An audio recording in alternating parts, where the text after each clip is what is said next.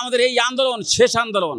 যদি আজ আমরা যদি এইখান থেকে জাতীয়করণ না করে যাই, আমরা জীবিত যাব না, আমাদের লাশ যাবে এখান থেকে আমাদের গ্রামের বাড়িতে।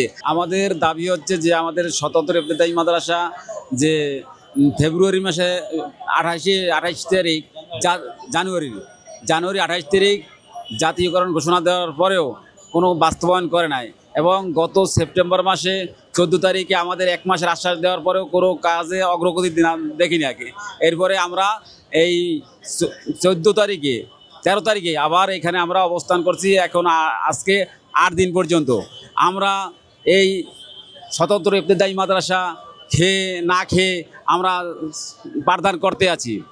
যে আমরা কত দূর পর্যন্ত যে আমরা কষ্টে আছি তা কেউ জানে না।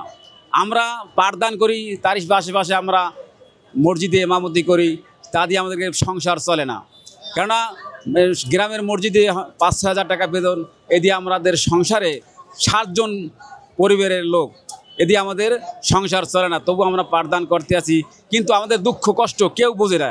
এই যে বর্তমান প্রধান উপদেষ্টা, সে নাকি বৈষম্য দূর করে, কিন্তু তার কাছে এতদিনের ভিতরে আমাদের কোনো কার্যকলাপের অগ্রগতি দেখি না। সে কীভাবে আমাদের বৈষম্য দূর করলো?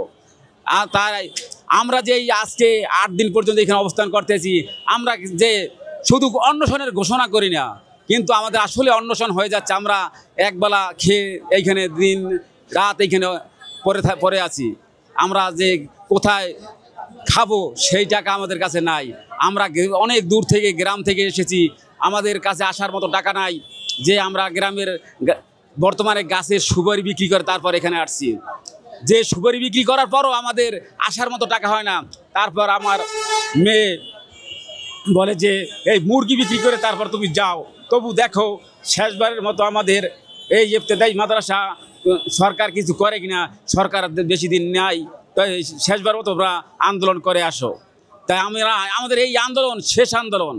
যদি আজ আমরা যদি এইখান থেকে জাতীয়করণ না করে যাই, আমরা জীবিত যাব না, আমাদের লাশ যাবে এখান থেকে আমাদের গ্রামের বাড়িতে। আমাদের রক্ত এক বিন্দু থাকতে আমরা এখান থেকে পিছু হটবো না। যতক্ষণ পর্যন্ত আমাদের নিঃশ্বাস আছে ততক্ষণ পর্যন্ত আমরা এখানে থাকবো। যতক্ষণ জাতীয়করণ ঘোষণা হবে ততক্ষণ আমরা এখানে অবস্থান করব।